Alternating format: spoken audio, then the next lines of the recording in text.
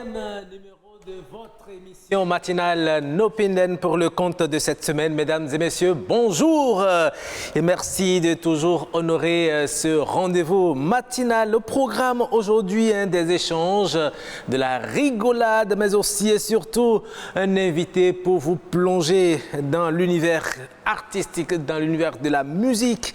Il est guitariste et puis il sera sur ce plateau pour nous faire voyager. En tout cas, tout ceci va se dérouler pendant 90 minutes, mesdames et messieurs.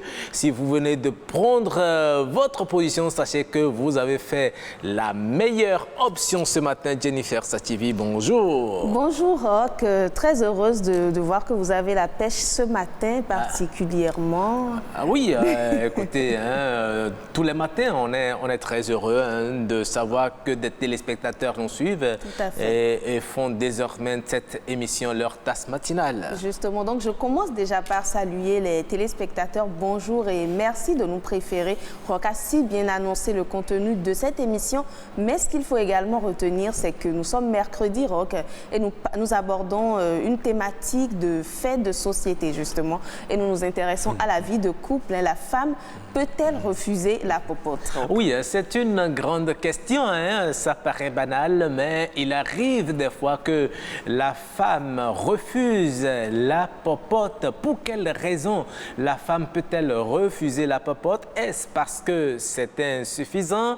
Est-ce parce qu'elle en a assez pour couvrir les charges alimentaires de la maison, ou bien parce qu'elle est fâchée, elle estime que l'homme peut donner plus qu'il n'en donne, ou bien parce qu'il donne dehors.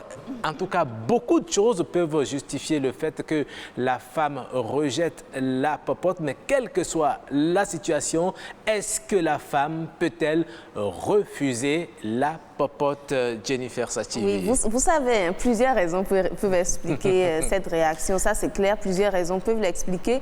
Et justement, nos invités vont nous énoncer les raisons qui peuvent conduire la femme et surtout, est-ce qu'elle a le droit, on va dire, de rejeter la popote. Donc, ce sera dans quelques minutes, mais avant Roch, nous allons installer nos téléspectateurs avec les merveilles du Bénin. Aujourd'hui, nous irons à Péonko. Hier, nous étions à Segbana. Aujourd'hui, nous allons partir à Péonko pour faire découvrir cette belle ville à nos téléspectateurs. Pour vous, même Béninois qui ne connaissez pas Péonko, eh bien, allons à la découverte de Péonko à travers les merveilles du Bénin.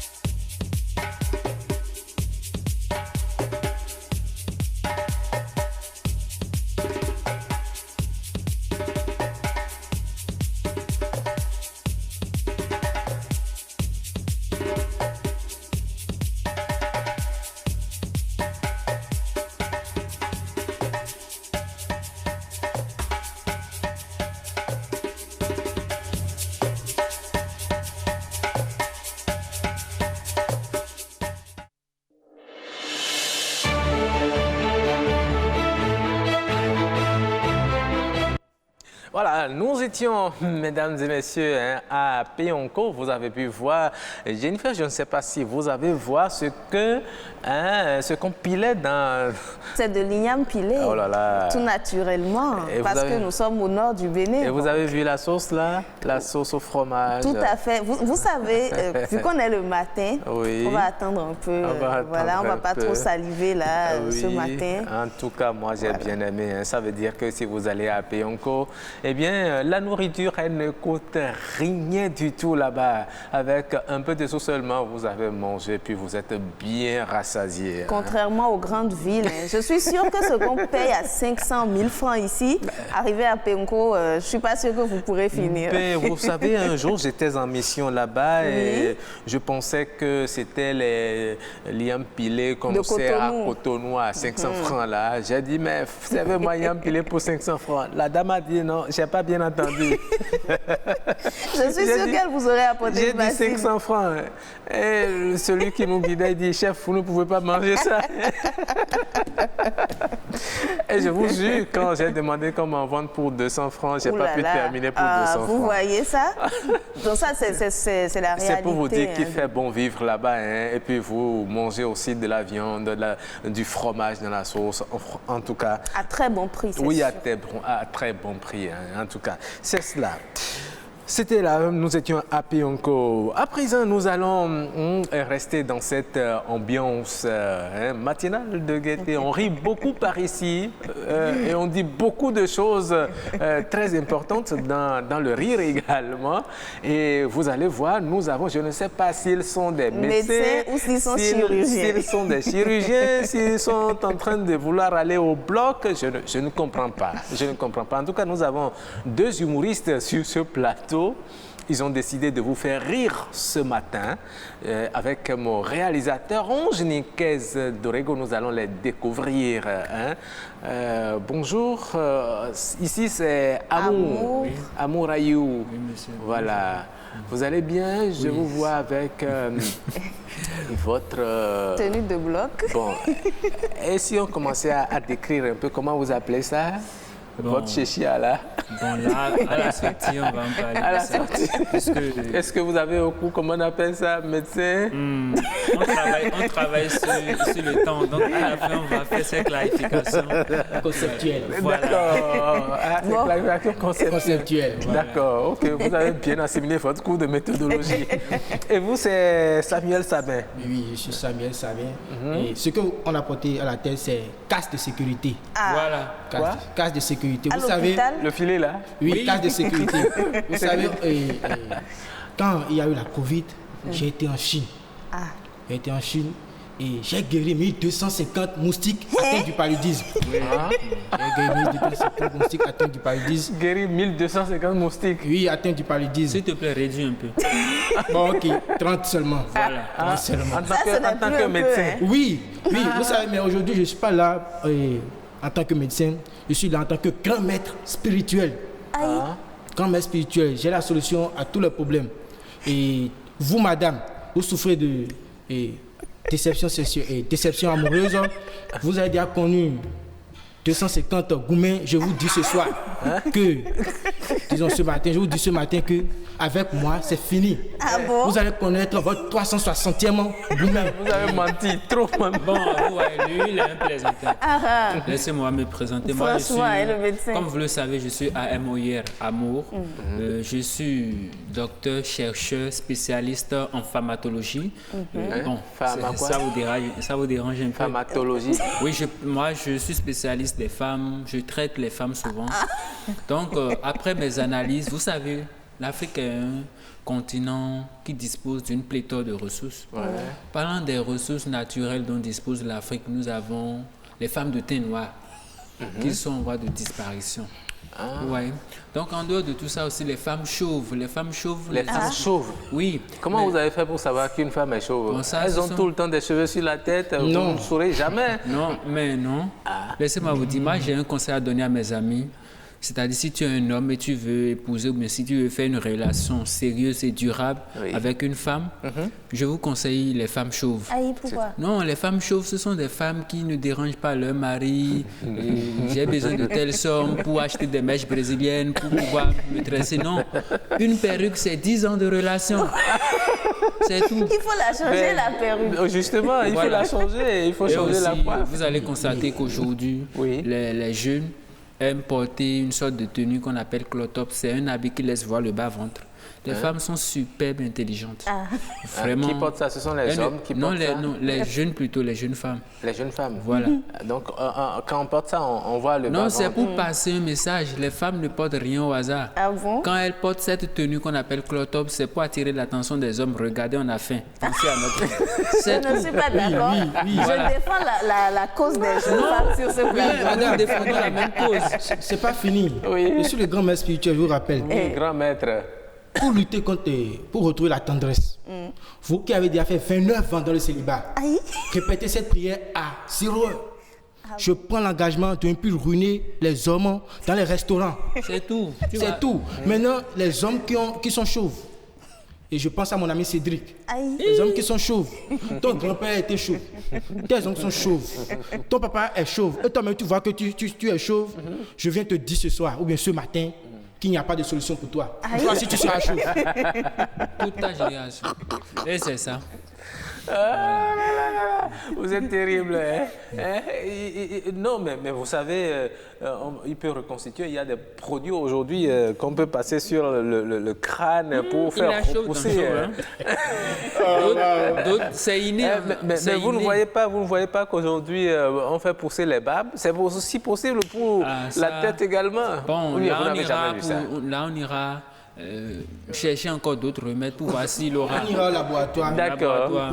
Ok, très bien. Je vous renvoie dans votre laboratoire. Vous revenez vers la fin et on va voir si votre recherche a été fructueuse ou pas. Pas de problème. Mais on viendra ici avec des médicaments vraiment efficaces pour vos maux, c'est-à-dire déception. Et n'hésitez pas à nous inviter si vous avez des événements comme divorce à faire. On est là pour célébrer ça. Pour le développement sexuel, ça c'est pour les hommes. Vous qui avez des problèmes de développement sexuel, il suffit de passer sur votre sexe. Le piment pimenté. Attends, ça c'est grave. Il y a des enfants qui nous suivent également. D'accord? Oui, c'est bon. Retournez au laboratoire et vous revenez. Merci. À tout à l'heure donc. Merci. Ils sont terribles, Samuel, Sabin et puis Amouraïou. Voilà, donc après eux, Jennifer, nous allons voir le clip du jour. Tout à fait. Et vous savez, c'est un très bon... C'est un très bon clip les mercredis. Nous avons l'habitude de recevoir en plateau l'artiste dont nous jouons le clip. Vous allez voir ce clip et vers la fin de l'émission, lui-même il sera sur ce plateau pour vous faire du live. Le clip du jour.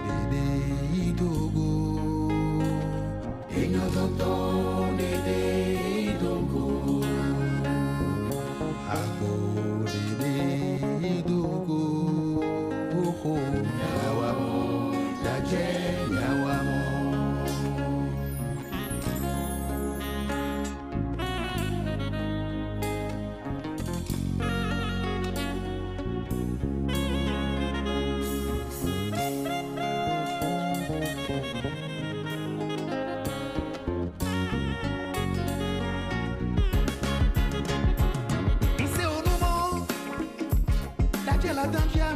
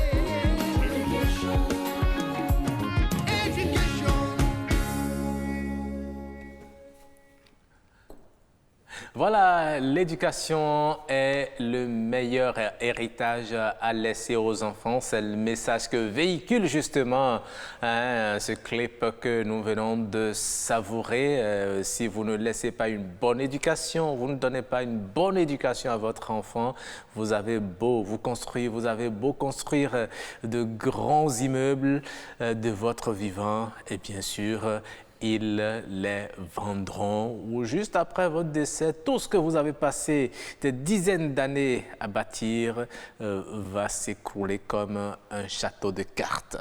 Exactement. Oui, c'est important, hein, c'est important. C'est un clip sorti il y a 2 ans. Il a sorti un autre clip tout nouveau. C'est cela, il sera sur le plateau tout à l'heure et pour nous faire découvrir cela. Merci donc. Juste après le clip du jour, mesdames et messieurs, nous allons installer le plateau de discussion de ce jour.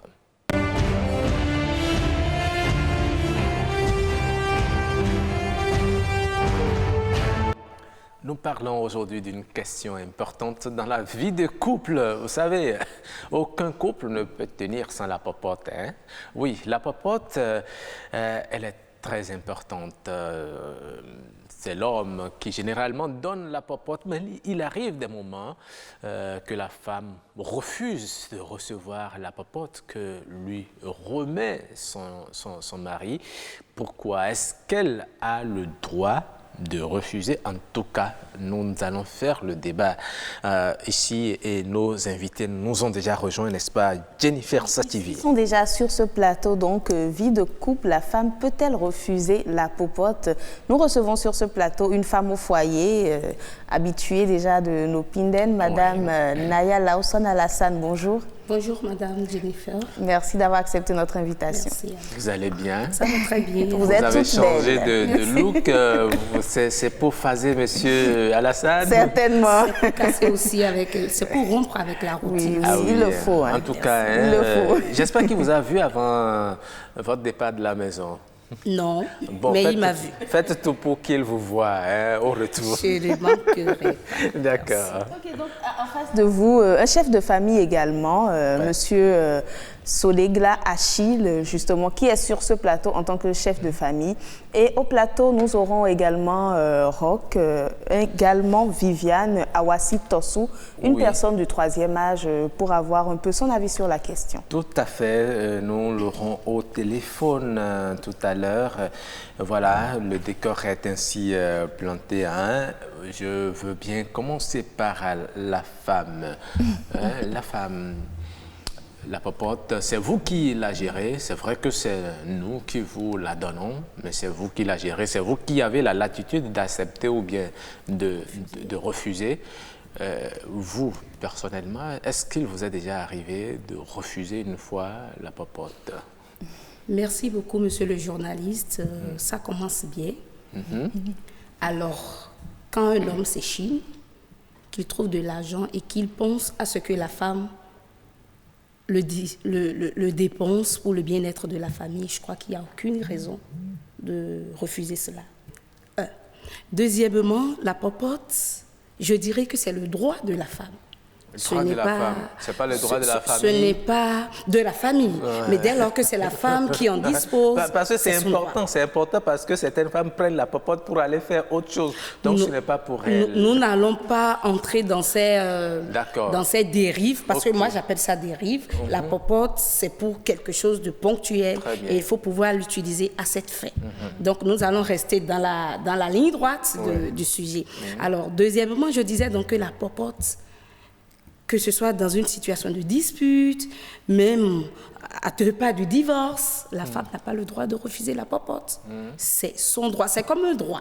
L'homme est obligé, même quand il ne s'entend pas avec la femme, même quand tout ne va pas bien, veut ou veut pas. La femme a beau être autonome, émancipée, milliardaire, je dois qu'elle ait tenue de prendre cet argent. Elle est tenue, quel que soit le coût, même si c'est un montant dérisoire, elle est tenue de la prendre. C'est ce que vous dites. C'est ce que je dis, Monsieur Roch, parce que c'est ça qui prouve à l'homme qu'il est homme. Le jour où vous lui refusez la popote, vous brisez son ego. Mais écoutez, madame, à supposer que votre homme, ce qu'il donne n'est pas suffisant, il donne peut-être 30 000 francs le mois, d'accord? Et il veut tous les soirs manger de la viande dans son assiette. La femme n'arrive pas. À un moment donné, elle est fatiguée, l'argent ne suffit plus. Est-ce qu'il faut qu'elle continue à recevoir ces 30 000 francs que l'homme lui remet, ou bien comment elle fait pour satisfaire son homme? La popote a beau être 1 million. La majorité des femmes vous diront que quel que soit le montant que l'homme donne, elle contribue. Ça, c'est clair. Aucun homme ne peut dire que c'est ce qu'il donne qui suffit. Donc, la femme y met du sien. Alors, pour revenir aux 30 000, au cas que vous venez d'exposer, nous avions déjà parlé sur ce plateau d'autonomisation de la femme. Bien sûr. C'est vrai que l'homme est le chef de la famille et qu'il a certains rôles clés qui lui reviennent. Mais la femme peut aider son homme. Le couple, c'est la complémentarité. Si la femme n'en a pas, c'est un autre débat. Mais si elle en a, pourquoi ne pas contribuer? Parce qu'il faut regarder aussi les enfants. Ne pas voir forcément la tête de monsieur Agbangla, parce que c'est mon mari, il a donné peu, je fais avec le peu don. Maintenant, l'homme, il veut manger du poulet. Il n'a qu'à donner ce qui permet à la femme de prendre du poulet. Tu ne peux pas donner l'argent de Gary et t'attendre à prendre du poulet. Ça, c'est encore un autre débat. Autrement dit, s'il donne l'argent et que c'est le Gary que ça peut faire, la femme lui fait le Gary. Si la femme a les moyens de lui faire le poulet, quand bien même le montant que monsieur donne est dérisoire, pourquoi ne pas le faire? Il faut le faire. Bon, monsieur Alassane doit être très heureux. Hein? Certainement. Donc, monsieur Sodegla, vous savez, l'une des accusations, je dirais, que les femmes avancent pour refuser la popote, c'est que monsieur a peut-être beaucoup plus, mais donne très peu. Et ça les pousse à rester campés sur leur position. Donc, qu'est-ce que vous pensez de cela? Merci, madame la journaliste. Je dois rendre hommage à ces couples qui tiennent. Malgré l'expérience, malgré les coups et malgré les vicissitudes de la vie. Et je dois aussi rendre hommage à cette brave dame que j'ai en face de moi ce matin pour cette émission. Et toutes les braves dames qui pensent pareil. Franchement, je suis heureux de ses avis, de ses points de vue. Je dois commencer par dire qu'un couple, c'est la croisée des chemins. C'est le lieu des interactions. C'est le lieu où des éducations se rencontrent ou plusieurs expériences se rencontrent. Alors, venant au popote, je dois m'inscrire dans sa logique en estimant que, quel que soit le montant, quelles que soient les situations, la femme doit prendre la popote là d'abord, quitte après, si c'est une situation conflictuelle qui est arrivée, si c'est un problème du temps, trouver un moyen, trouver un canal pour s'exprimer. Vous savez, c'est dit dans nos régions, dans nos sociétés que lorsqu'on vous donne, lorsque c'est le papa ou l'homme, le responsable du foyer qui donne, ce n'est pas souvent bien de refuser. Parce que lorsque vous refusez, il faut couper cette interaction qui devait exister. Non, mais est-ce que quelque part, on ne peut pas comprendre la femme qui refuse? Ce n'est pas que le monsieur manque d'argent, mais parce qu'il estime que cette femme, elle ne vaut pas plus que ça. Et elle donne une petite quantité, sachant très bien que ça ne va pas suffire. Le premier mois, la femme, elle prend, elle se tait. Le second mois, il donne la même chose. Est-ce qu'il faut continuer? Quand la femme va continuer comme ça, elle va s'essouffler un jour. Non, je pense plutôt qu'il faut trouver d'autres moyens pour l'exprimer. Il faut toujours prendre, même si c'est petit. Vous savez, il y a des couples où les deux ont les moyens. Et ils s'entendent sur qui va payer et la popote. Vous savez? Et dans ces conditions, la femme perçoit toujours. Mais nous savons que quels que soient les montants que nous donnons, ce n'est pas que je rends hommage aux dames, mais il y a toujours il y a toujours une contribution qui vient toujours de... Même si elles ne le disent pas parfois, ça n'excuse pas, parfois il y a de surplus qu'elles gardent, mais il y a toujours une petite contribution qui va avec. Mais refuser sous prétexte, moi, à mon humble avis, la femme doit trouver d'autres moyens de refuser cette somme, tout en prenant cela d'abord, mais trouver d'autres moyens pour l'exprimer, pour expliquer le pourquoi. Si c'est insuffisant, l'exprimer. Mais je garde ceci d'abord, mais je t'en prie, l'exprimer et dire clairement que ça ne va pas, c'est insuffisant, il faut me compléter cela. Mais refuser, je trouve que ce n'est pas bienséant. Admettons qu'elle trouve partant la formule pour le dire, ça ne suffit pas. Mais sachant très bien que c'est parce que monsieur a peut-être un deuxième bureau en ville. Peut-être qu'avant, il en donnait plus, mais depuis qu'il a un deuxième bureau en ville, il n'en donne plus. Et puis, il ne donne même plus d'explications, il ne s'excuse même pas, il dépose là et puis il s'en va. Alors qu'il a des enfants qui doivent manger. Dans ces conditions, qu'est-ce que la femme fait? Non, c'est pourquoi, en commençant cette émission, j'avais commencé par rendre hommage à ces couples qui tiennent. N'est-ce pas de l'irresponsabilité de certains hommes que de se comporter comme ça? Non, on doit reconnaître que c'est de l'irresponsabilité. Mais pour l'équilibre du couple, pour que le couple puisse durer dans le temps, et au nom de ce qui vous unit, moi je crois fermement que la femme doit continuer par prendre. Et ne pas regarder les comportements de cet homme qui, nous savons plus tard, j'ai si bien dit, qui nous savons plus tard peut revenir sur sa décision et regretter l'acte qu'il a posé. Mais quand la femme va commencer par les dommages qu'il aurait créés auraient été peut-être irréparables. Malheureusement, c'est la vue du couple qui est ainsi. Mais je continue de dire que la femme ne doit pas refuser cette somme et la femme doit trouver les voies et moyens nécessaires et prendre cela, l'expliquer, trouver d'autres moyens nécessaires pour l'expliquer à son mari.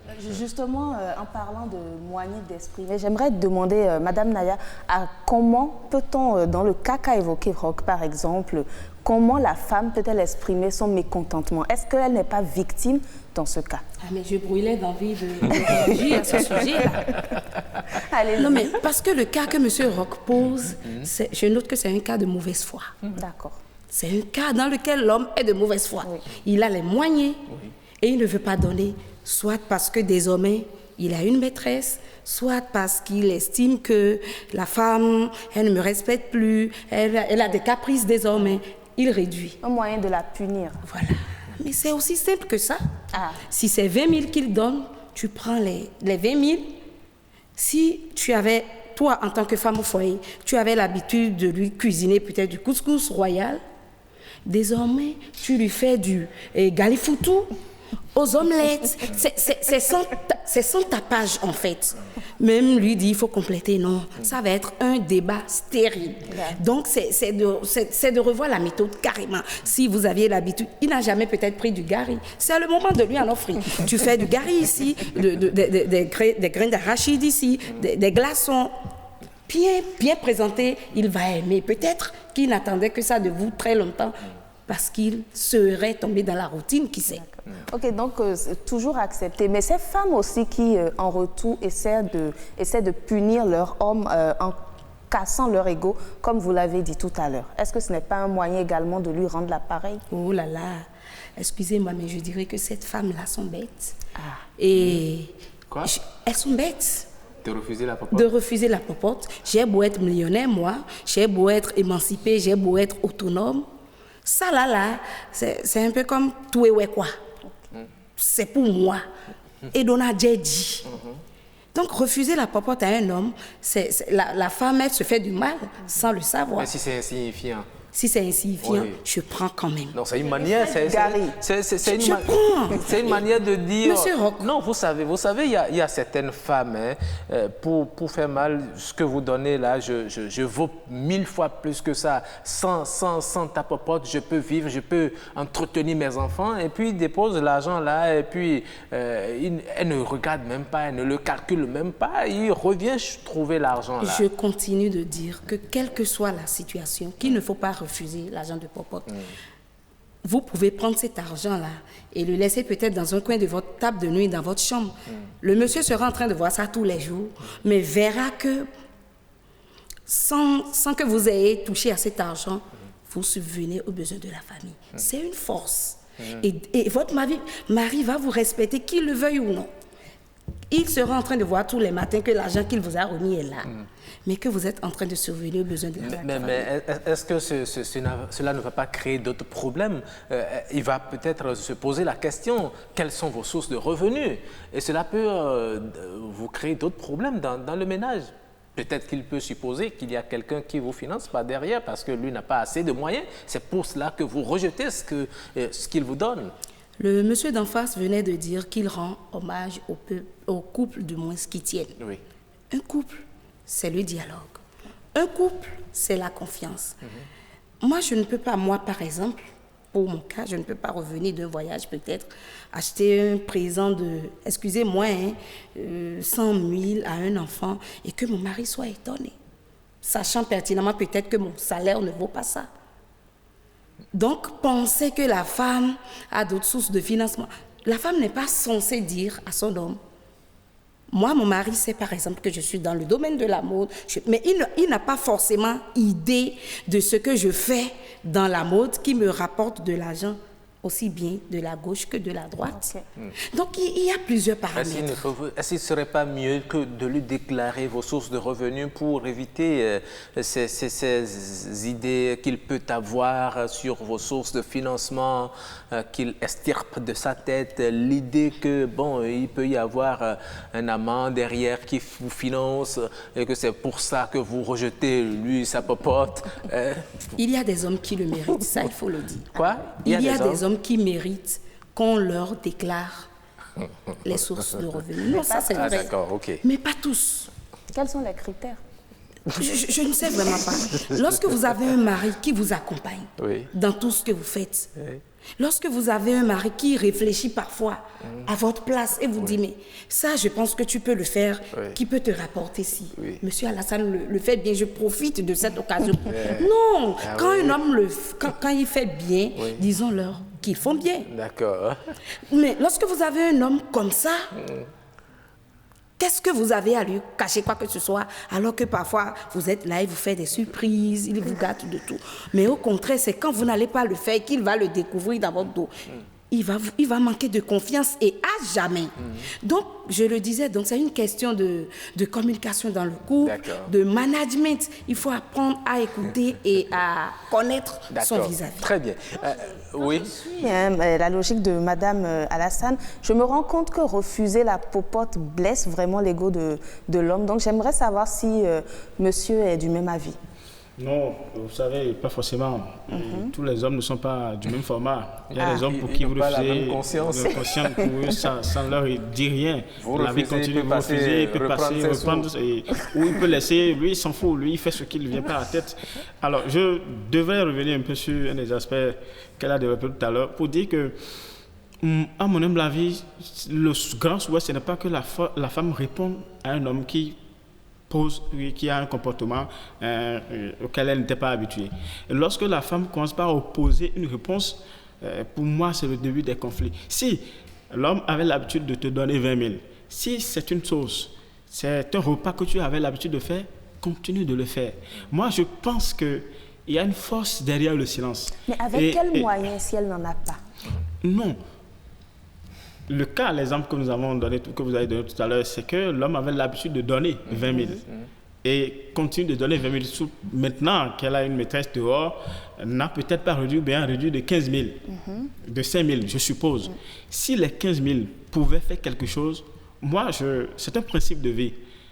Dans un couple, je pense qu'il faut toujours jouer sa partition et laisser le reste sur la conscience de l'homme et laisser Dieu décider. Lorsque vous jouez votre partition, lorsque vous tenez bon votre rôle, je pense qu'un jour, la nature humaine sera vous rendre justice. Oui, c'est vrai que la nature n'est pas injuste. On a appris, quelqu'un nous a conté une histoire. Le monsieur a eu à faire un prêt pour construire leur maison. Cela fait que ce qu'il avait l'habitude de donner comme popote, il n'arrive plus à donner le même montant, mais il a réussi à construire la maison. La femme vit dans la maison, mais réclame qu'elle doit continuer à prendre ce qu'il avait l'habitude de faire avant de contracter le prêt. Et parce que le monsieur n'a pas pu le faire, eh bien, elle a claqué la porte. Dans ces conditions, non. Dans ces conditions, je crois que l'homme doit être suffisamment patient. J'insiste là-dessus. Vous savez, ce n'est pas facile d'être en couple. Et ne va en couple qui veut, mais qui a les bagages nécessaires et qui a les capacités nécessaires. Je crois à la place de cet homme, je dois être suffisamment patient et discuter avec mon épouse. La faire comprendre au mieux que possible que voici ce qui est arrivé. J'ai contracté un prêt, j'ai construit, nous y habitons. Maintenant que la banque me défacte chaque fin du mois, je ne pourrai subvenir comme d'habitude aux besoins. Je pense qu'une femme normale, dans les conditions normales de température et de pression, devrait comprendre cet homme. Dis donc. Mais dans ce cas, Roch, vu que le budget a baissé, vous êtes d'accord que le repas qu'on a l'habitude d'offrir pourrait souffrir de... Ah oui, nécessairement. De carence, nécessairement. Malheureusement, en vitamines ou bien quoi? Il y a certains hommes qui ne comprennent pas qui est lui. Ça, il faut développer aussi cet aspect, qui sont conscients que la popote a chuté un peu, mais qui sont encore exigeants vis-à-vis de leur femme pour dire non, ça me doit... C'est la magie. Bon, en tout cas, nous allons voir avec ceux que nous avons rencontrés à Cotonou. On leur a tendu le micro. Que pense-t-il du rejet de la popote par la femme? Nous les suivons. La femme peut refuser la popote donnée par le mari, bien sûr, parce que c'est sa dignité qui est en jeu. Si elle a besoin de 1000 francs pour faire une bonne sauce et que tu lui remets 500, et qu'après avoir fini de préparer, tu trouves que sa sauce n'est pas douce, aujourd'hui c'est toi qui cries, demain c'est toi qui cries pour dire que sa cuisine n'est pas correcte, elle est obligée d'augmenter la popote. Parce que c'est avec ça qu'elle pourra s'affirmer aussi en tant que femme. Il vaut mieux refuser que d'aller bricoler quelque chose et après les gens vont dire que c'est vous qui ne savez pas faire la cuisine. Que la chose s'appelle popote ou pas, pour moi, chaque membre du ménage doit contribuer aux charges, au prorata du revenu de chacun. Maintenant, si ça va s'appeler un reversement mensuel que vous appelez popote, tant mieux. Mais à mon avis, ce n'est pas un cliché. Ce n'est pas quelque chose à suivre de façon rigide. Je crois simplement que quand vous vivez harmonieusement en couple, vous devez rechercher à assurer la complémentarité. Que la femme refuse ou pas, je crois que n'est pas là la question. Normalement, une femme ne doit pas refuser la popote de son mari parce que la femme, déjà, elle connaît l'état financier de son mari. Si son mari a d'argent, elle doit le savoir. Si son mari n'a pas d'argent, elle aussi elle peut encore savoir que son mari n'a pas d'argent. Mais si l'homme, lui, il donne n'importe quoi à la maison et il fait de n'importe quoi en ville. Et il vient à la maison en disant à sa femme qu'il n'a pas d'argent, qu'il a ça, la femme peut refuser catégoriquement ce que l'homme lui donne si ça ne lui convient pas.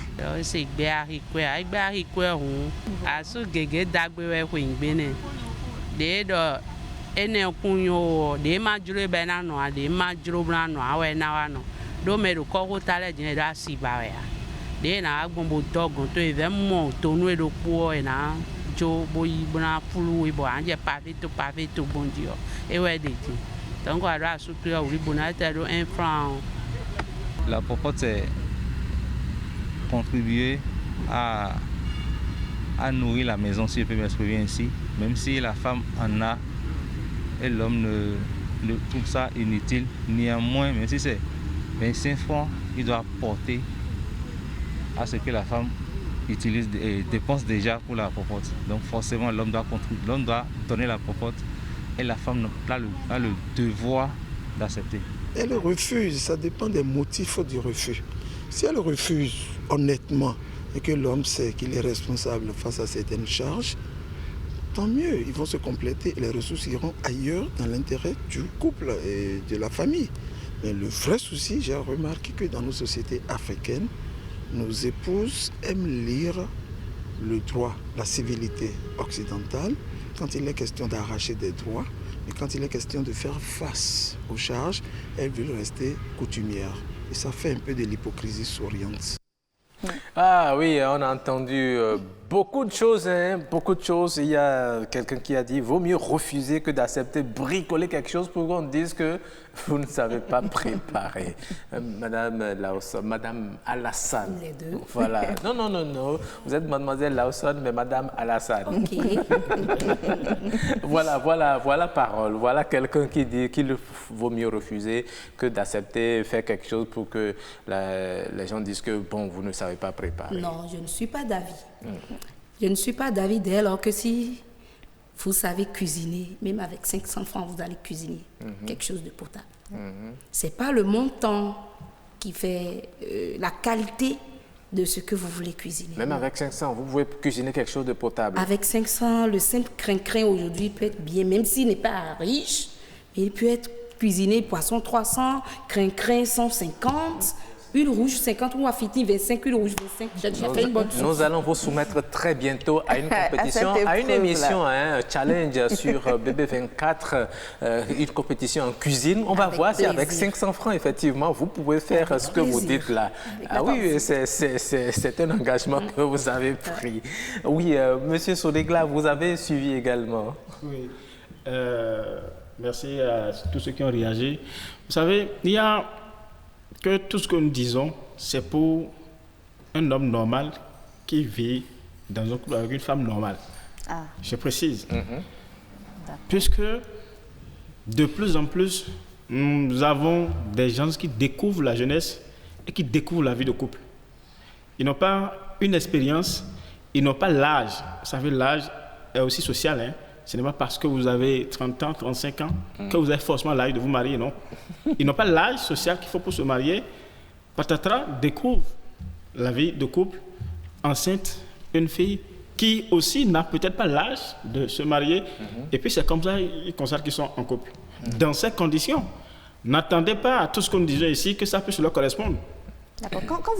Quand vous parlez de l'âge et au même moment, vous donnez des précisions de même 50 ans, donc sur quoi se baser alors pour faire le choix, fonder le foyer, pour savoir qu'on est suffisamment prêt? Il faut se baser sur l'expérience. D'accord. Il faut se baser sur l'expérience. Mais il faut un début, hein, quand même. Oui, il faut un début et savoir qu'on est prêt sur tout ça.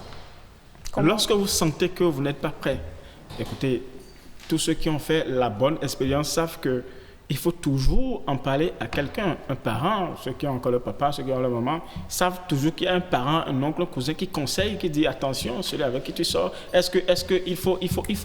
Et c'est tout ça ensemble qui vous permet de dire oui, cette personne que j'ai choisie est prête, moi-même je suis prêt pour m'engager dans la vie de couple. Auquel cas, je trouve que les deux n'étant pas prêts, ou bien quelqu'un est prêt, l'autre n'est pas prêt, n'a pas l'expérience nécessaire, ensemble, vous allez vous dire l'argent est insuffisant, il va s'en foutre parce qu'il n'en est pas conscient, il n'a pas l'éducation nécessaire pour savoir que ce que la femme est en train de réclamer n'est pas correct. D'accord, mais il y a certaines personnes qui se laissent parfois influencer.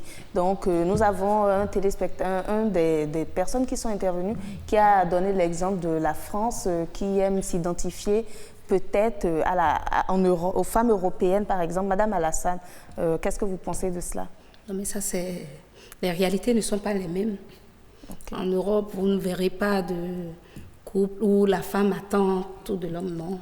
Tout est 50-50. 50-50. 50-50. Parfois même, c'est la femme qui fait tout, hein. Mais pourquoi les femmes africaines aussi ne le font pas? Bon, pas les toutes. C'est elles qui réclament l'émancipation. Pourquoi est-ce qu'elles ne le font pas? Je me pose la question. Certainement que nos réalités ne sont pas les mêmes. Ah non, mais il faut réclamer aussi les 50-50. En tout cas, beaucoup de femmes le font, hein. Nous disons merci à ces femmes qui participent à hauteur de 50% hein, aux charges du ménage. Nous sommes déjà en ligne hein, avec notre invité, notre autre invité au téléphone, Viviane Awassi Tosso. Bonjour madame. Bonjour monsieur Roch, comment vous allez? Ça va très bien, merci. Je salue tout le plateau, toute l'équipe. Voilà, le plateau vous salue également. Nous parlons aujourd'hui... Je fais un d'œil aux téléspectateurs aussi. D'accord, ils reçoivent votre salutation. Nous parlons aujourd'hui hein, de la popote. Est-ce qu'il peut arriver, madame, que la femme refuse de recevoir la popote, l'argent que lui remet son mari pour préparer à manger dans la chambre, pour préparer aux enfants. Est-ce qu'il peut arriver que la femme rejette ce montant? Merci, M. Akoinou. Je vous remercie d'avoir porté votre choix sur ma modeste personne. Oui, allez-y. Le sujet est très poignant et toujours d'actualité. Car bon nombre de foyers sont en ébullition à cause de ce fameux mot de 6 lettres, popote. Pourtant vital pour le fonctionnement de ce cadre dont l'importance n'est plus à démontrer qu'est la maison. La réponse à la question que vous avez posée est sans embâche, M. Akoinou. Oui, la réponse c'est quoi? La femme ne peut pas refuser la popote donnée par son époux. La femme ne peut pas refuser de recevoir la popote donnée par son époux. C'est sacré. C'est sacré. C'est comme si elle refusait de donner vie à la maison. C'est comme si elle refusait de donner vie à la maison. Oui, c'est d'ailleurs le caractère sacré, voire confidentiel de la popote qui fait que nous enseignons aux épouses de ne pas en parler, même à leurs proches. C'est une affaire entre les époux. Parce que c'est sacré. C'est sacré. D'accord. Oui. Mais est-ce que vous ne voyez pas qu'il arrive à certains moments, l'homme, il est conscient que les enfants ont besoin de manger. Oui. Vu la taille de sa famille, lui-même il en est conscient, mais pour des raisons qu'il n'avoue pas ou il dépense en ville, il est souvent avec des amis, il se voit en boîte, il se voit dans les restaurants, c'est lui qui finance les boissons que l'on boit ensemble et arrivé à la maison, il laisse des miettes à sa famille. Dans ces conditions, est-ce que la femme ne peut pas refuser pour manifester son mécontentement? Exactement, M. Akoinou. Vous avez raison parce que ce que vous dites est une réalité que bon nombre de foyers vivent aujourd'hui. Et je reviens encore sur ma réponse. Elle ne doit pas refuser. Malgré cela. Un chef de famille m'a dit le seul cas dans lequel le refus est autorisé, ça doit être un refus positif. Ça doit être, pardon? Malgré tous les arguments que vous venez de donner là. Malgré toutes les bonnes raisons que vous venez d'avancer, le seul cas dans lequel elle est autorisée à refuser, ça doit être un refus positif. Un refus positif. Qu'est-ce que vous mettez dans le refus positif? Je m'explique. Le refus positif, c'est qu'elle connaît les problèmes de son conjoint, les problèmes de l'heure, les difficultés du moment. Et elle trouve que bon, elle va aider un peu son chéri. Et elle dit, elle est capable d'assumer pour un temps. Donc c'est un refus pour la paix. C'est ça que nous appelons refus positif. Mais est-ce que l'homme doit, vous l'avez dit, hein, la popote est sacrée, même si la femme refuse, est-ce que l'homme ne doit pas insister pour lui remettre? Parce que, vous savez, excusez, les femmes, elles sont, vous êtes femme, hein, plus tard elle va lui insulter. Non, c'est le fonctionnement, oui c'est vrai, mais ça dépend du fonctionnement du foyer.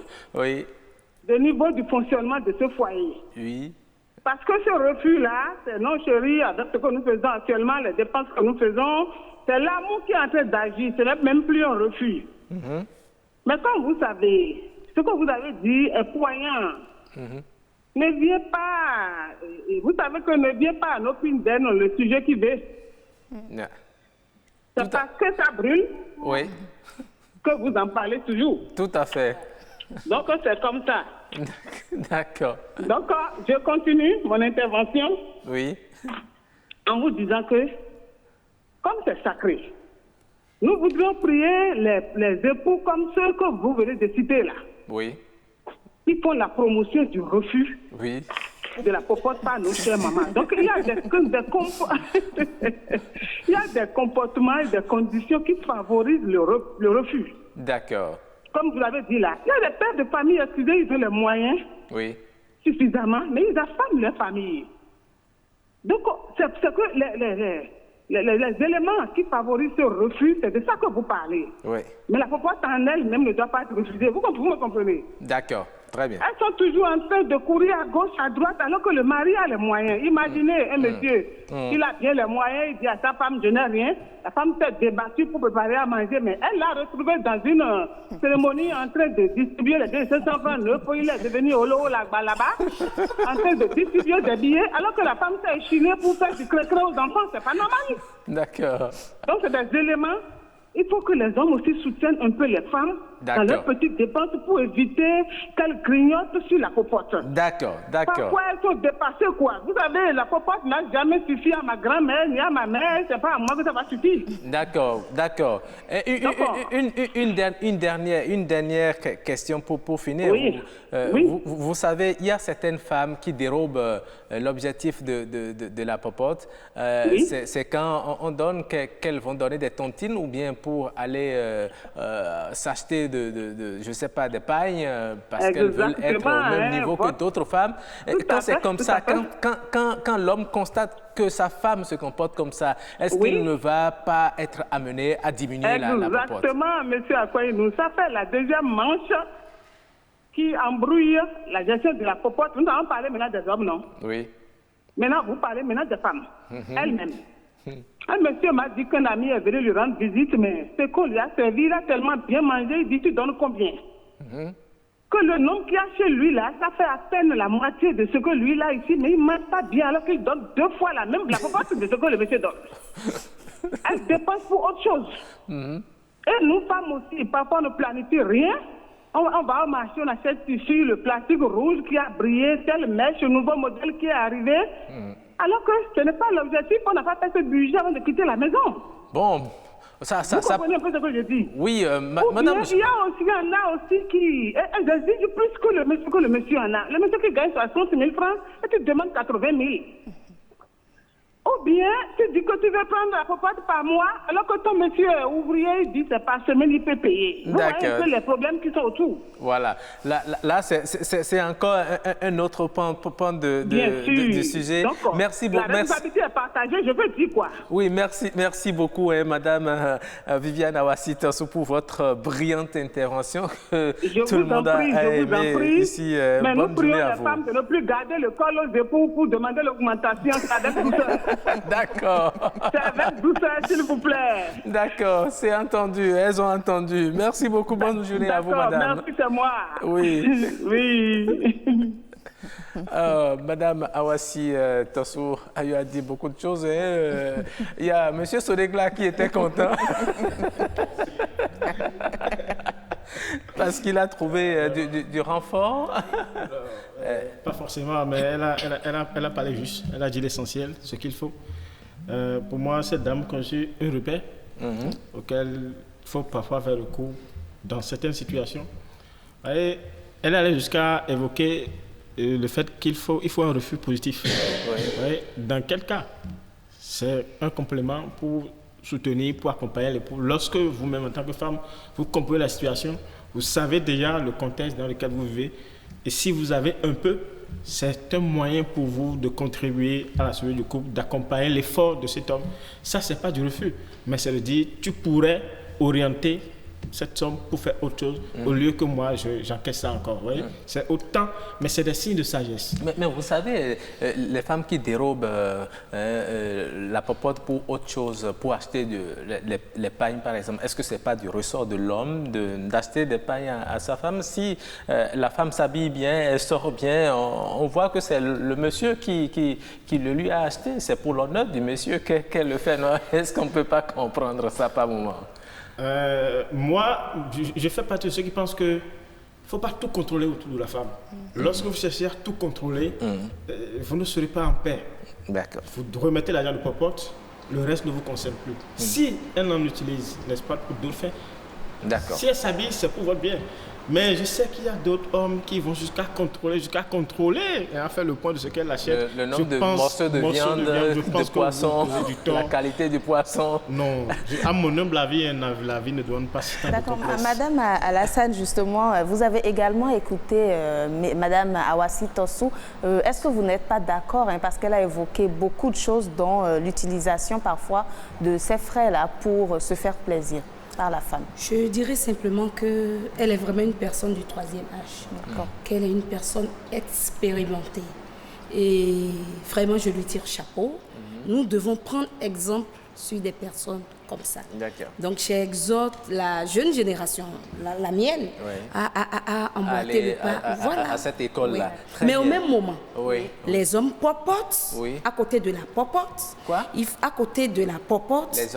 Les hommes doivent donner de l'argent pour l'entretien. L'argent de poche à leur femme. C'est deux choses différentes. D'accord. Parce que c'est ça qui conduit aux dérives. D'accord. Tout à fait. Très bien, d'accord. Nous allons rapidement partager avec vous, chers téléspectateurs, quelques messages des téléspectateurs. Il y a Madame Eponine Guézo qui dit ceci: le thème pour moi n'a même pas raison d'être, car aucune femme normale, épouse ou mère, n'a pas le droit de refuser de faire la cuisine. Dans le cas contraire, elle ne sait pas le faire et j'ignore pourquoi son mari l'a épousée. Désolé si je dis, mais c'est une qualité même obligatoire, un devoir de la femme. Il y a Samuel Elijah qui dit ceci. Justement. Il dit bonjour, c'est pas un sujet drôle comme pourraient penser certains. D'abord, je voudrais dire que si vous faites votre thèse sur les femmes qui refusent la popote, vous risquez de ne pas finir votre rédaction parce que vous ne trouverez pas assez de témoignages. Sérieusement, la popote, c'est quoi? C'est juste pour les menues dépenses de cuisine et de ménage que l'un ou l'autre des époux met à disposition de la famille pour sa survie quotidienne. Tout dépend.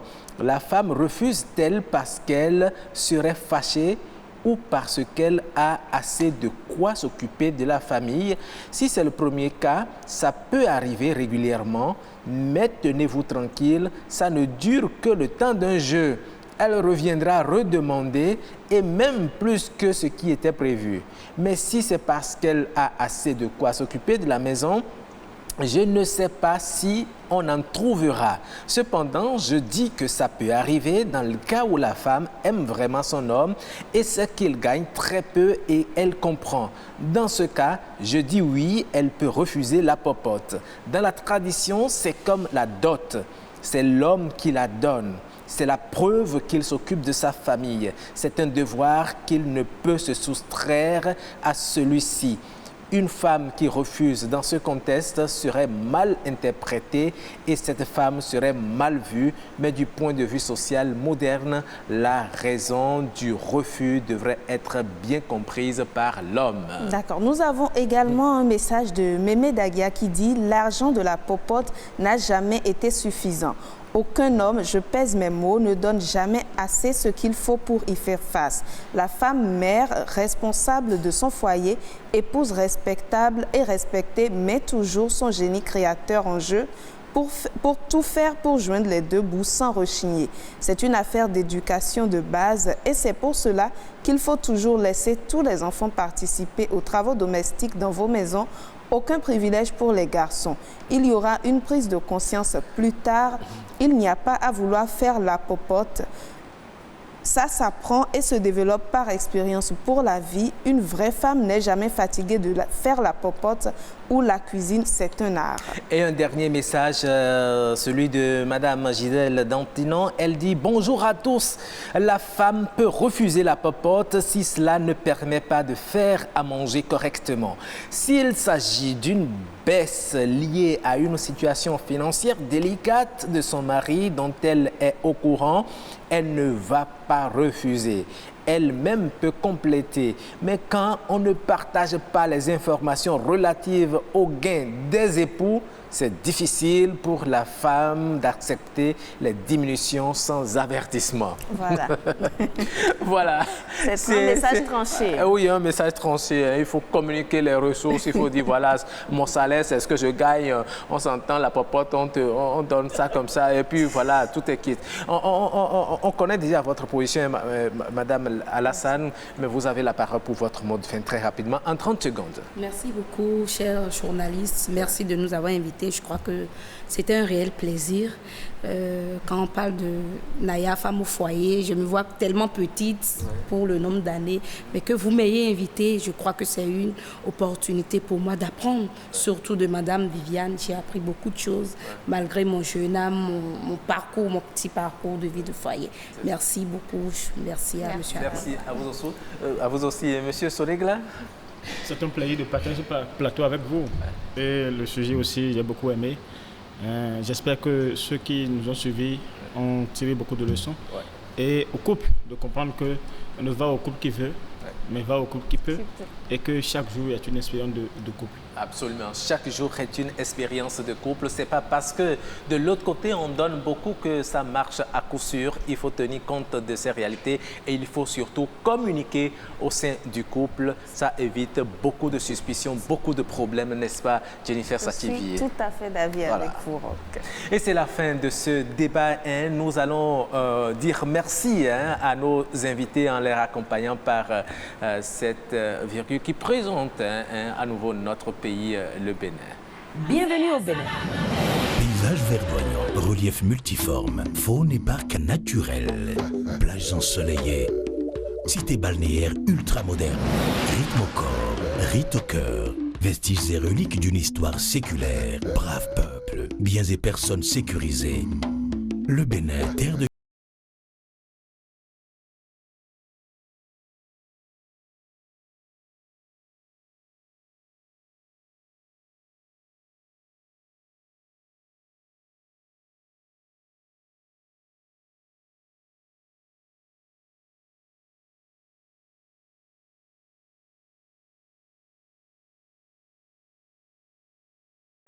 de l'Afrique.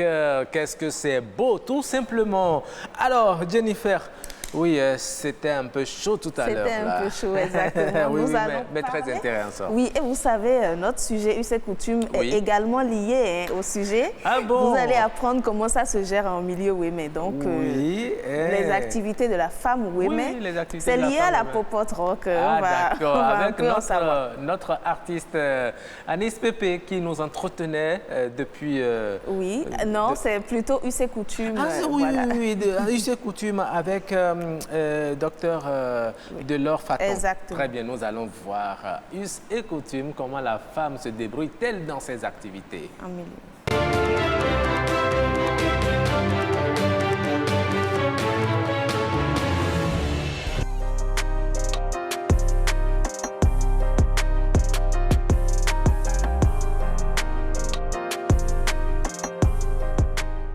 Quand une femme est mariée, je dis précisément pour les communautés qui ont corps avec la vallée, ceux qui sont dans la vallée, on donne un espace à la femme où elle va planter les affléments. Je ne sais pas comment appeler son nom, mais c'est les feuilles quand même qui servent à emballer à cassa. Qu'est-ce que vous faites? Qui servent à emballer à cassa. Elle plante ces feuilles, elle les entretient, elle les récolte, elle les vend.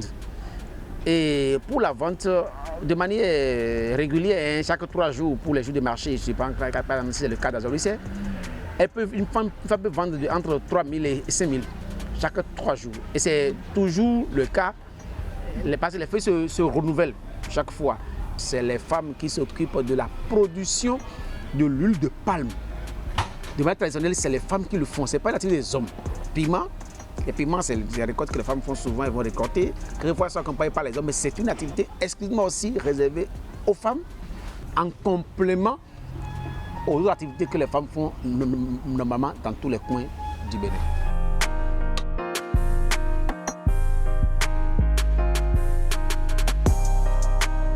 En pays Wémé, l'argent de la femme appartient à la femme. L'homme ne s'en accapare pas. C'est vrai, il y a des cas qui sont quand même des mauvais exemples qui existent partout. Mais de manière culturelle, la femme dispose de son argent pour nourrir ses enfants, pour s'habiller et se donner du plaisir.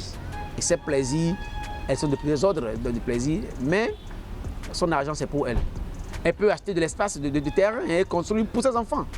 Mais l'homme ne s'ingère pas ou bien ne s'immisce pas dans les revenus de la femme. Pour ce que je sais, en pays women, l'homme ne donne pas l'argent de manière régulière à la femme. L'homme aide la femme à avoir une activité et l'activité lui permet de subvenir aux besoins quotidiens de ses enfants.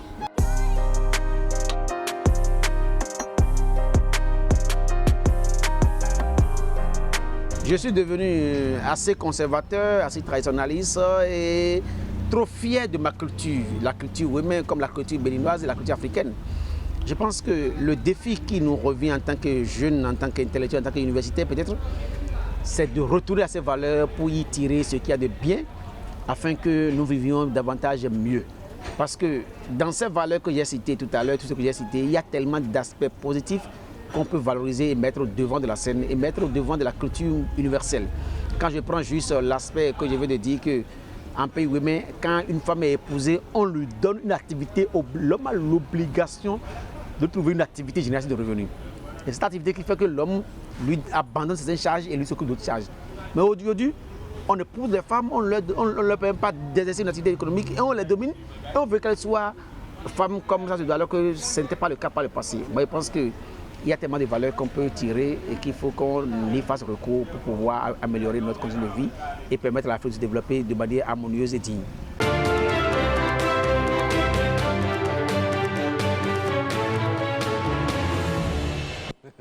Et voilà, c'est ça, hein, on parlait de la popote là-bas, mais oui, de l'autre côté, il y a une autre façon de donner la popote.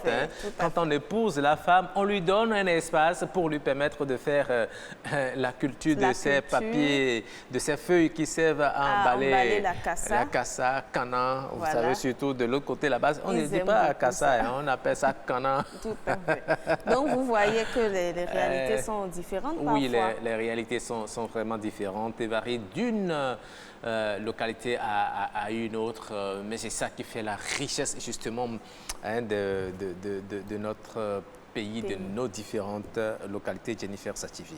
Oui, tout à fait, Roch. Alors? Après donc UC Coutume, nous allons passer au prénom africain pour retrouver... Justement, vous l'annonciez, oui, hein, je l'annonçais, Anis Pépé, puisque c'est lui qui nous entretenait, c'est lui qui nous faisait voyager dans les prénoms en milieu women. Donc aujourd'hui, il nous revient avec un autre prénom. Hier, c'était le prénom Sourou, hein, qui veut dire patience. Il faut avoir la patience, etc. Aujourd'hui, il vient avec un autre prénom que nous allons ensemble découvrir.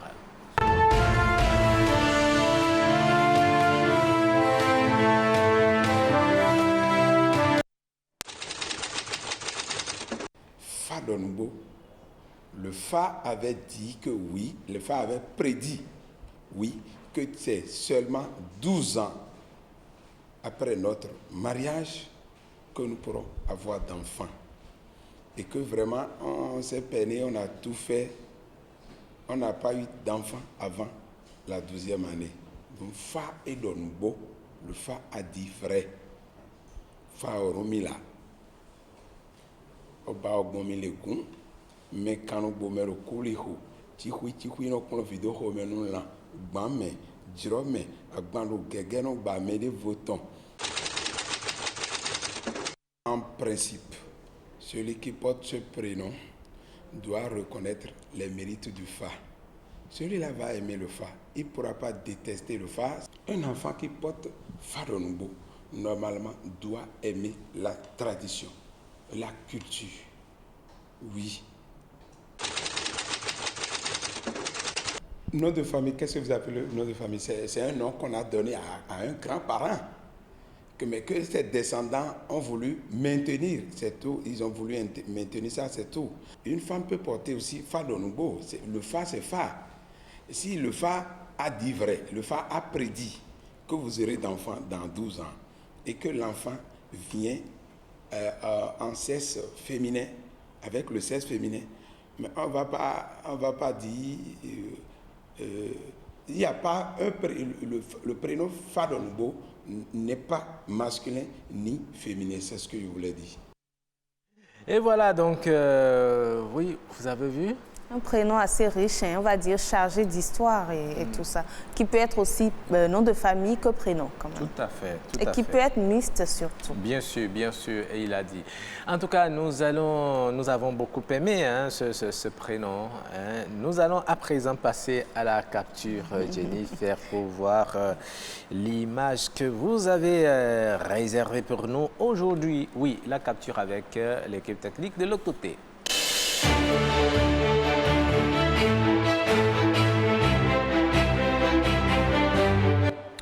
Oui, c'est le moment de découvrir cette image, une image qui véhicule certainement un message, lequel nous allons voir ensemble et décoder le message que cela fait passer. Nous attendons donc voilà. Bon. C'est un homme qui est couché et qui dit « Ce soir, il fait chaud, je dormirai nu. Voilà. » Et vous voyez, il y a le moustique à côté qui lui répond « Ok, mon amour. » C'est sûr qu'il va lui faire sa fête. Et un moustique qui dit « Ok, mon amour », ça veut dire que oui, il faut dormir nu. Il exprime sa joie. Hein? Il n'y aura pas de couverture, donc il n'aura pas à se gêner pour... Voilà. Pour avoir le corps et sucer abondamment le sang. Ouais, donc, il faut faire très attention. Même quand on écrit à des gens, il faut savoir qu'il y a d'autres parasites qui sont à côté qui n'aiment pas que vous soyez tout nu. Exactement. Oui. Il faut en tenir compte. C'est assez important. Il faut qu'il attende que celui à qui il envoie le message vienne. En tout cas, le moustique ne fait que souhaiter cela. C'est tout. Voilà. Merci beaucoup pour cette image qui fait quand même rire aussi. Voilà. C'est le moment de recevoir notre artiste. Nous l'avons vu dans son clip tout à l'heure.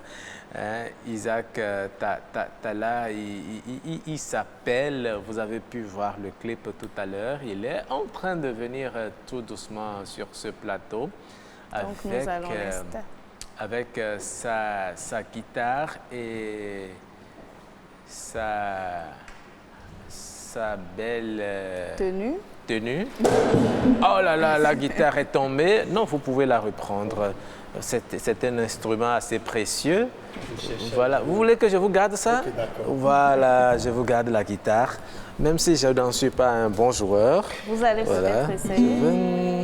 Mais je pense que vous jouez bien. Ah oui, je m'essaye aussi à la guitare. Très bien. Alors, Isaac Talla, merci d'être là. Vous avez répondu présent à notre invitation. On a vu tout à l'heure votre clip que nous avons joué, Éducation. Qu'est-ce qui vous a amené à faire cette chanson? Voilà, Éducation est mon premier clip. C'est le premier qui clip était sorti en 2018, il a 2 ans. Oui. Et c'était en fait les vécus de la vie qui m'ont amené à composer cette chanson Education, dont la thématique m'était très importante. Vous savez, dans la vie, pour moi, et selon la petite expérience que j'ai eue, l'éducation est le plus grand héritage qu'il faut laisser aux enfants. Et comme vous l'avez dit tout à l'heure à l'entame de cette émission, lorsque tu as des enfants qui ne sont pas éduqués, lorsque tu as des enfants à qui tu penses que tu es assez riche, tu leur as construit des maisons partout, tu leur as acheté des parcelles partout, et ils ne sont pas éduqués, tu n'as rien fait. Voilà. Tu n'as rien fait parce que si tu prenais l'option de les éduquer et de ne rien leur laisser, ils pourront se prendre en charge que tout l'héritage que tu leur aurais laissé, parce que l'éducation leur permettra de se prendre en charge sans avoir besoin de toi. Et vous qui êtes là, vous ne pouvez pas me démentir. Il a beaucoup d'enfants de gens, de personnes pauvres entre griffes et qui s'en sortent bien, parce que leurs parents avaient souffert au village, labourer la terre pour pouvoir les mettre à l'école et les suivre pour leur donner un petit coup de main pour qu'ils puissent aller à l'école. Mais vous avez un rythme particulier pour faire passer ces messages. Pourquoi avoir adopté ce rythme? Oui, je pense, oui, allez-y. C'était un peu comme du slow.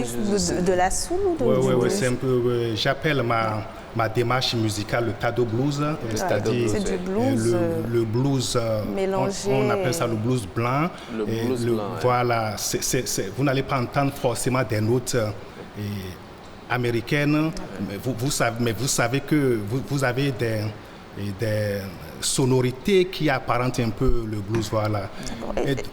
Oui, allez-y. Non, justement, j'allais dire, c'est un rythme qu'on ne retrouve pas beaucoup au Bénin, justement. Oui, justement. C'est très important que chaque artiste puisse connaître son registre. Et pour moi, la musique, c'est comme le football où si tu es attaquant, on te met à la défense, tu ne pourras rien. Et chaque artiste se sent à l'aise dans un registre de chant donné. Et moi, je me sens vraiment à l'aise dans ce que je fais là. Effectivement, vous ne trouverez pas beaucoup de gens qui chantent à ma manière et de ma façon ici au Bénin, mais c'est parce que c'est ce que j'ai développé depuis longtemps et c'est dans ça que je me sens plus à l'aise. D'accord, dites-nous un peu déjà d'où c'est parti, parce que vous avez très bien dit Tado, vous chantez en Nadja et vous chantez plutôt le blues qui est un rythme, je dirais, plus développé à l'international. À quel moment vous avez choisi de faire cet agencement-là? Je vous dirais que ce que je fais aujourd'hui comme musique est issu de mes influences depuis l'enfance, de ce que j'ai écouté. Et comme je le cite souvent, mon grand frère, Ruffin, nous a habitués et depuis l'enfance, sur son électrophone, chaque 5 heures, il nous réveillait avec de la musique. Ce que je vous dis, c'est dans les années 92, on était des petits. On était des petits où on écoutait les Manu Dibango, on écoutait les Rocco Di Quinto, on écoutait les Don Williams, les Willie Nelson, les Mel Aga. Et là, moi étant petit, j'étais rapidement captivé par ces sonorités. Et je pense que c'est resté en moi. Et plus tard, je devais quitter le village pour commencer la 6e au CEG à Plaoué. Alors, je m'arrêtais carrément devant les buvettes, les bars pour écouter de la musique avant de rentrer à la maison les 19h ou bien en allant. Parce que vous savez que ce n'était pas donné à tout le monde d'avoir un poste radio et des cassettes en ce moment-là pour écouter de la musique. Et donc, voilà un peu comment est-ce que la musique s'est vraiment installée. D'accord. Ce qui me fascine, Roch, c'est que ça remonte à bien longtemps et à aucun moment vous n'avez décidé de vous laisser corrompre par, est-ce que je peux dire, l'évolution de la musique? Vous êtes resté dans ce registre, mais est-ce que vous ne craignez pas de ne pas avoir des fans? Je pense que les fans ne manquent pas, et, comme le disait mon papa, lorsque tu amènes une marchandise au marché, il a toujours un preneur. Même si c'est un habit que tu as porté, que tu as trouvé ça déchiré, que tu amènes ça au marché, il a toujours un preneur. Moi, je pense que lorsque tu fais ce que tu aimes, avec cœur, il a toujours une porte de sortie. Et je puis vous dire que ma musique est jouée en France, en Belgique. On m'appelle tout le temps pour dire, Isaac, on veut commencer par te jouer. Et je remercie Dieu. Donc, bon, je ne me plains pas. Et votre instrument principal, c'est la guitare que j'aime bien. Roch gratte si bien. Oui, c'est la guitare que j'aime super bien. Il paraît que vous n'avez pas appris à jouer à la guitare quelque part. Vous avez assisté seulement à 2 séances, une seule séance, et puis vous avez attrapé vous-même la guitare. Aujourd'hui, vous êtes devenu un grand guitariste. Non, pas un grand, j'essaie de toucher à la guitare. Oui, c'est vrai, mais c'est une très longue histoire. Il avait un cousin pasteur, Justin, qui cherchait 3 jeunes en ce moment-là pour jouer aux instruments à l'église. Donc, il nous avait détecté 3 qui aimions la musique en ce moment. Il avait à apprendre la basse, le solo et la basse, le solo et l'accompagnement.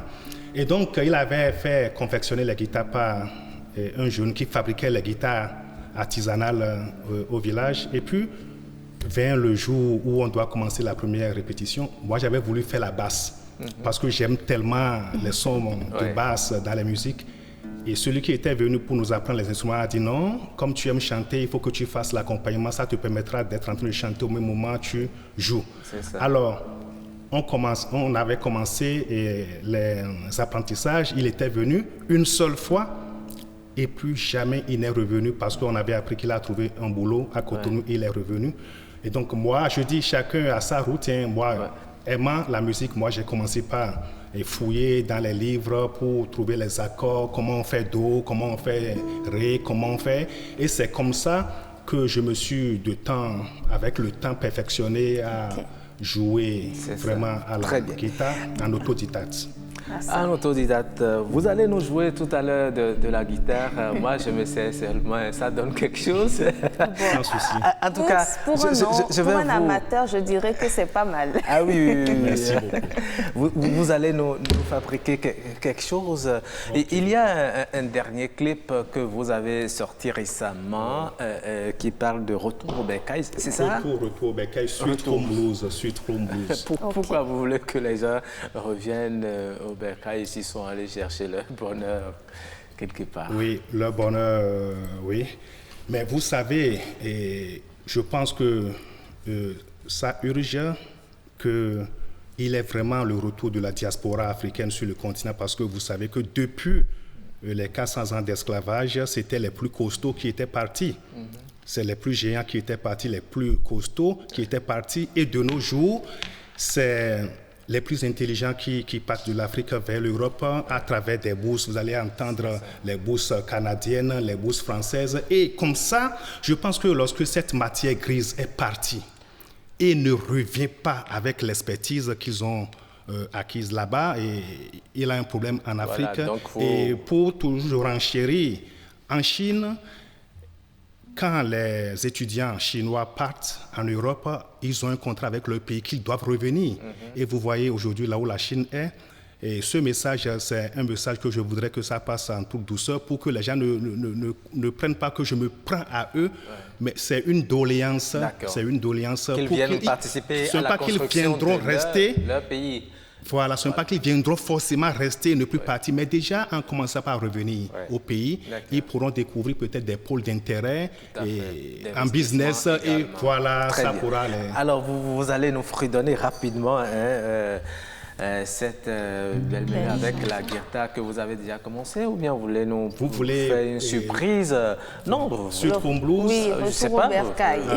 Vous nous faites ce que vous voulez.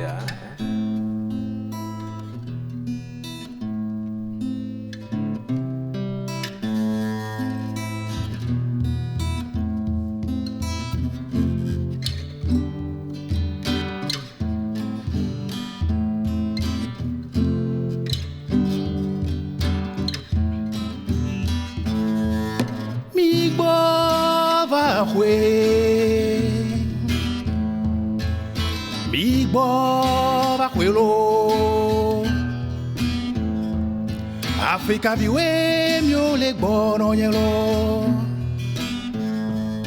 Africa viwe miole bono yelo Unkoi aglo go to agbe glo kinyewe mi bono yelo no ekbenyo akwe yo vadrano do kinyewe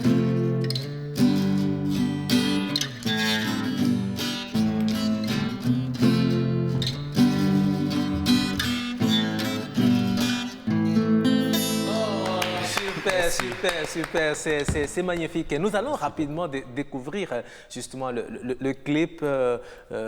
Vous l'avez chanté en Nadia. Oui, je l'ai chanté en Nadia. Vous l'avez chanté en Nadia. Voilà. Avec le réalisateur très rapidement. Nous allons voir ce que cela donne en image. Nous avons eu droit au live. Oui, nous avons eu droit au live. C'est magnifique, surtout avec la sonorité de la guitare. Et voilà.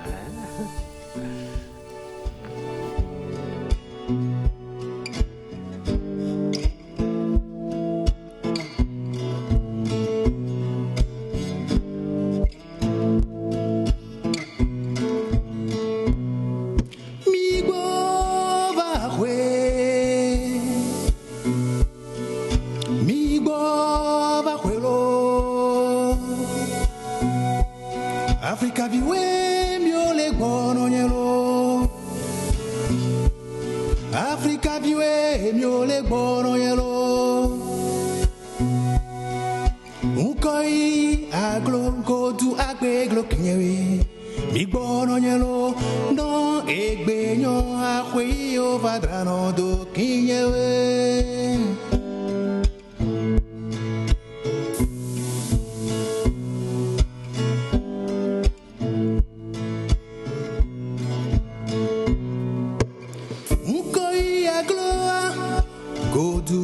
Agbeloa Maya gbo de chino gbelo ho kinyewe mi o le gboro Enu tena bude se kwele no sulo ho kinyewe vonvon de gbeliba Nonu chilo nya ko chitere ho no vinyewe mi agbele jujia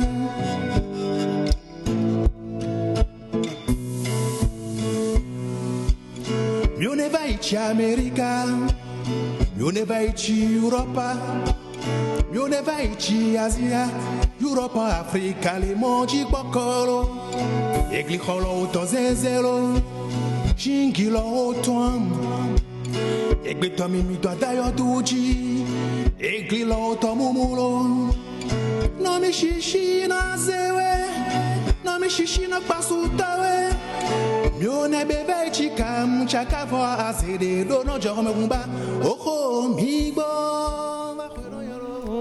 Très belle chanson. Une très belle chanson chantée en Nadia, Moi, j'aimerais bien demander, malheureusement le temps est parti, mais j'aimerais savoir comment Isaac Talla est parvenu à ce niveau. Quand je suis un peu votre histoire, partie d'Adja et tout ça, et actuellement plus en vogue à l'extérieur, est-ce un coup de chance? Est-ce de la persévérance? Oui, je vais dire que tout ça est un peu un coup de chance, la persévérance et aussi les contacts. Hein. Le réseau.